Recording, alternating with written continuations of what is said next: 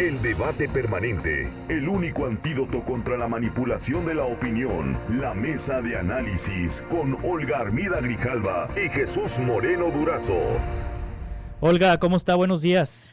¿Qué tal, Juan Carlos? Buenos días. Gracias. Buenos días, Jesús, y buenos días a toda la audiencia. Jesús Moreno Durazo, ¿cómo estás? Buenos días. Buenos días, Juan Carlos, maestra, buenos días, un abrazo, muy bien.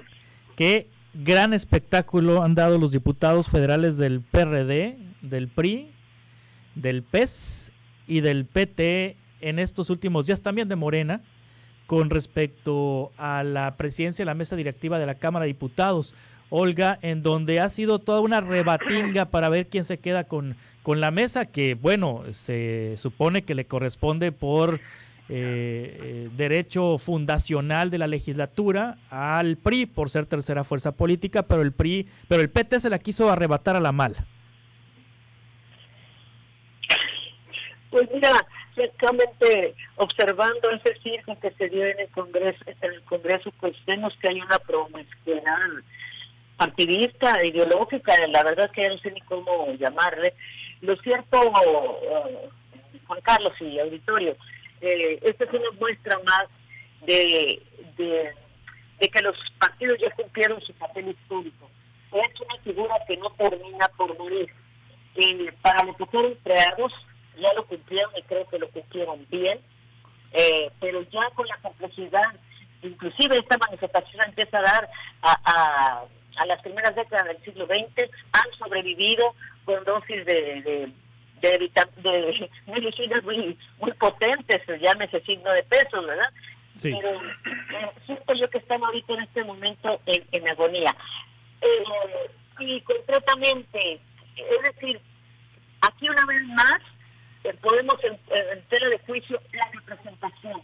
Aquí representa, los mandatamos para eso, para una rebatinga de poder, para una rebatinga de impuestos o para una rebatinga de poder cubrirse todas las corruptelas.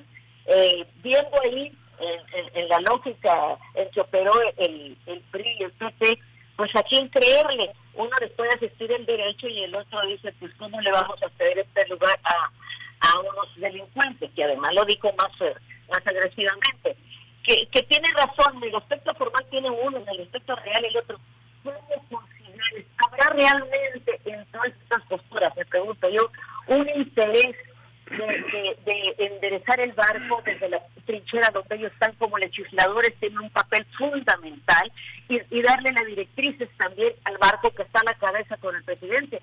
Pues aquí no, aquí parece que lo que se quieren es cubrir espaldas, la complicidad o seguir viendo al país como un botín. Ese es mi punto de vista. Sí, Jesús. Fíjate que a mí no me extraña tanto el espectáculo de arrebatinga del que te refieres, Juan Carlos. Yo creo que no es nuevo, tampoco es reciente. ¿Qué sí es lo nuevo? La exposición que está teniendo la camorra política en estos días en el país. Si tratas tú de encontrar alguna justificación a esa rebatinga, como bien le señalas, pues tú te puedes ir incluso a una buena parte de la teoría política y te vas a encontrar con la necesidad de la construcción de consensos entre mayorías y minorías. Cuando tú ubicas la importancia de las minorías en la legitimidad de un gobierno, te vas a encontrar por ahí. Estos espectáculos, si tú revisas, si tú ves cualquier cadena de televisión española, por ejemplo, en la construcción de consensos que tiene que hacer Pedro Sánchez para gobernar, pasa por una discusión de esa naturaleza. ¿Qué es lo que estamos viendo en México? Híjole, pues que hasta para eso hay que tener este estilo y niveles, ¿no? Entonces, sí se vio muy triste el espectáculo, y creo que la maestra se señala un punto que me gustaría destacar y subrayar, que es la funcionalidad o no de los partidos políticos hoy día. Yo creo que el análisis lo tenemos que enfocar por ahí. ¿Para qué se mandata a un representante popular? Y ya una vez que llega, que hay obediencia o no a ese mandato, se cumple o no, o están los otros intereses. Tristísimo el espectáculo, coincido con los dos. Sí, el segundo informe, ya fue el mensaje, ya terminó el mensaje con motivo del segundo informe. El documento será entregado hoy a las 3 de la tarde, hora de Hermosillo, por parte de la Secretaria de Gobernación a la panista Laura Rojas, quien es la presidenta de la Cámara de Diputados, porque no pasó la propuesta de Dulce María Sauri para ser la presidenta de la Cámara de Diputados. Pero del mensaje de esta mañana del presidente, ¿tuvieron oportunidad de escucharlo, de verlo? ¿Qué te refieres? Sí, ¿qué puede destacar del mensaje del presidente, Olga?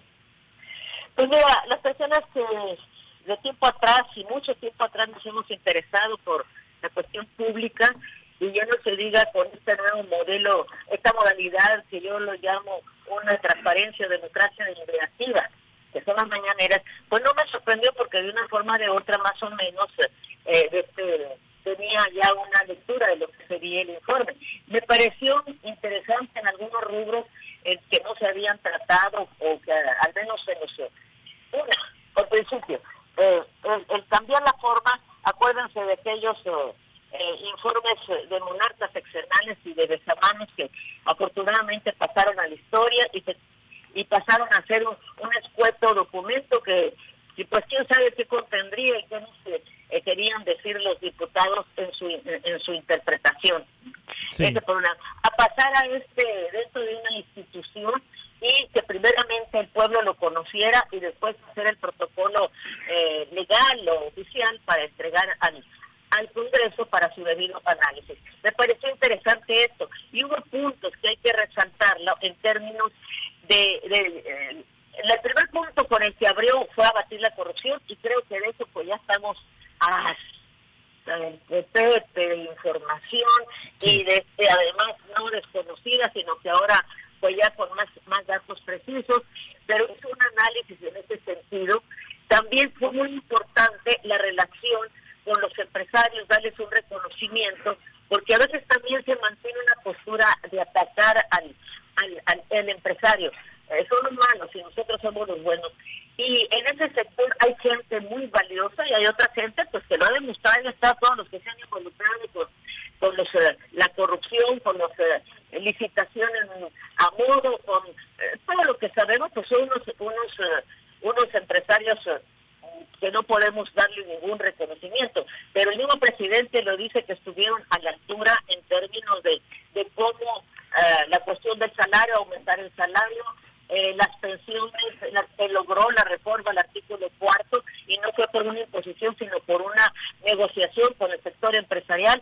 Otro detalle bien importante, el reconocimiento que hace de ese sector en términos de los hospitales privados. Son muchos puntos, voy a tratar de abreviar Otro punto que me resultó muy interesante, el progreso con justicia. Este es un punto fundamental, que no es una palabra, una frasecita. Dice, es la cultura del pueblo. Aquí yo lo ubico prácticamente en la necesidad de crear capital humano y capital social. Más que nada capital social. Creo que capital humano tenemos un buen basamento, pero falta mucho capital social. El rescate de las empresas públicas fue fundamental que se le diera a conocer al pueblo. El impulso a la cultura a través del Fondo de Cultura Económica y ahí bien importante la política que se está llevando para generar entre las generaciones el amor a la lectura, el hábito a la lectura.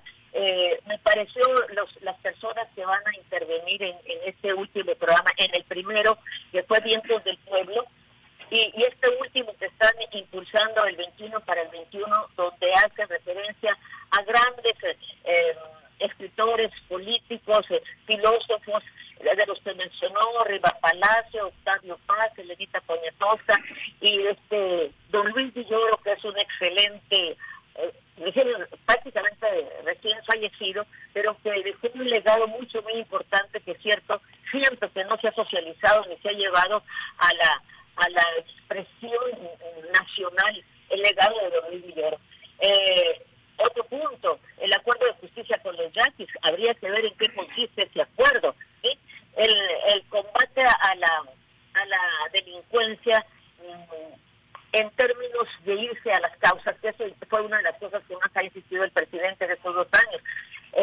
No podemos combatir los efectos sin irnos a las causas, y la causa pues vemos ahí la degradación moral, la pobreza y otros factores que han incidido para que esto vaya creciendo. Sí. Un reconocimientos también a las Fuerzas Armadas, y una serie más, por tiempo lo estoy abreviando, y cerró con la visión de país que me pareció muy interesante en términos de un país con justicia y fraternidad. Sí. ¿Qué te puedo decir? Digo, no sé cómo si te estoy excediendo en relación. Sí, ahí nos detenemos, si gusta, okay, maestra, para irnos con claro. Jesús Moreno. Sí, claro, yo creo, Juan Carlos, que, bueno, de entrada es muy difícil tratar de decir algo nuevo cuando ya llevas 7 mensajes de este tipo y cuando estás expuesto alrededor de 2 horas diarias en una conferencia de prensa. Sin embargo, es un buen momento para hacer un corte de caja y yo trataría modestamente de ubicar los claros y los oscuros que yo veo, no solo los claros. Es importante buscar los claros y los oscuros, como en toda administración, como en todo gobierno. ¿Qué veo positivo de lo que dijo el presidente? Bueno, yo creo que sería obtuso no reconocer el impulso a los programas sociales, y particularmente 2. Me refiero al apoyo para adultos mayores y para niñas y niños con discapacidad. Estamos hablando ahí de una población de 9 millones de personas y una dispersión de recursos por el orden de los 115,000 millones de pesos. También los 11 millones de becas para alumnos pobres en todos los niveles escolares. Creo que es encomiable también mantener la estabilidad del peso, así como estabilizar la mezcla mexicana del petróleo después de la caída que había tenido. Sin duda rescatar el aumento al salario mínimo, una gestión del presidente que se debe reconocer.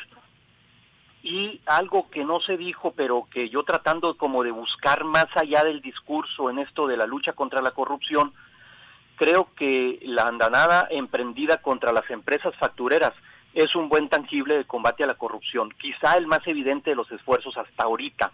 Los otros están en un proceso judicial, quizá este es el más evidente. ¿Qué veo negativo? Evidentemente hay un decrecimiento anual del 3.5% cuando la promesa fue crecer al 4%. El segundo trimestre decrecimos 18,7%. México junto a España son los países que mayor decrecimiento económico tuvieron el segundo trimestre del año. Particularmente este 2020 los pronósticos son que cerremos con 2 dígitos de caídas entre 10 y 12%. Pérdidas de empleos. En este lapso de tiempo hay una pérdida ya entre las sumas de los que se habían generado y las restas del más del 1.100.000 que se perdieron este año. El déficit de empleos en México es de 538,000 puestos de trabajo. Solamente en el 2020 pues, se registra una pérdida, como te digo, de 1.100.000. Y llegamos a este momento sin guardaditos. Es decir, se acabó el clavito que teníamos para soportar el vendaval que augura el 2021, sumamente complicado en materia de economía. Hay un cierre de 6.500 empresas, y bueno, alcanzamos la cifra catastrófica, no es un calificativo mío, es un calificativo de Gatell, de los 60,000 muertos por la dudosa gestión de la pandemia. No coincido del todo en el tema de que hay avances en el combate a la delincuencia. Creo que es el gran pendiente, junto con el económico, de los 2 primeros años de gobierno. Falta todavía 4. No es un asunto ni de fe ni de subjetividades, Juan Carlos, allí están los números. En materia de inseguridad, dice el presidente, y esto lo cito textual, en materia de inseguridad ya no anda la delincuencia organizada como andaba antes. Solo en los últimos 3 días, diría yo, hay que voltear acá a la región de Guaymas-Empalme con 14 homicidios dolosos más los otros tantos en Hermosillo. Creo que hay una cerrazón de parte del presidente a reconocer este grave problema, no comparto su enfoque. Y bueno, finalmente dicen que la mayor sorpresa del mensaje fue la cita a Adam Smith. Para muchos, el padre de la economía liberal, el padre del capitalismo. Adam Smith, como bien sabes, pues fue un economista y filósofo escocés y es considerado en efecto uno de los mayores exponentes de la economía clásica y de la filosofía de la economía. Es muy conocido entre los economistas por su obra La riqueza de las naciones, escrita a finales de 1770 por allá, en el que estudia precisamente el proceso de creación y acumulación de la riqueza, temas ya muy abordados por los mercantilistas. Bueno, a veces pienso que esa fue la frase para Twitter, esa fue la frase para las redes sociales, porque ahorita es trending topic Adam Smith en en la red social del Pajarito.